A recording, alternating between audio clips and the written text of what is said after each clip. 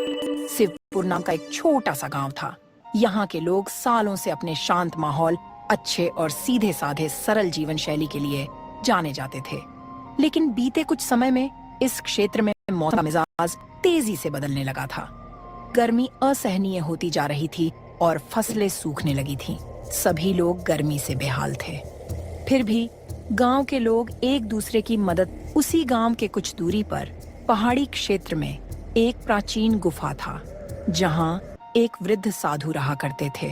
उनके बारे में कहा जाता था कि वे इंद्रियों पर नियंत्रण रखने वाले बड़े ही दयालु और अनुभवी साधु हैं। कुछ लोगों ने उन्हें साधु और कुछ ने फकीर भी समझा, लेकिन असल में वे एक व्यक्ति ही थे। उनका नाम महात्मा शिवानंद था, जो वर्षों से तपस्या कर रहे थे।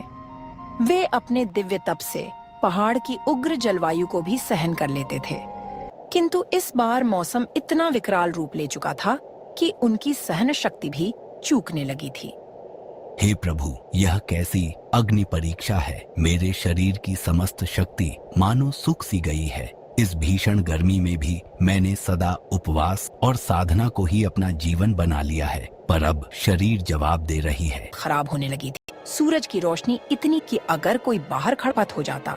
पहाड़ी इलाका में जो छोटे मोटे तालाब, वह भी सूख चुके थे और वह पानी के बिना और भी तड़प रहे थे। ऐसे में साधु बाबा ने सोच लिया कि आज उनको किसी भी तरह गांव जाकर लोगों से सहायता लेना ही पड़ेगा। गुफा में अब और रुकना जीवन के लिए खतरा हो सकता है। सुबह का समय था, पर धूप इतनी तेज कि लगती थी कर रहे थे।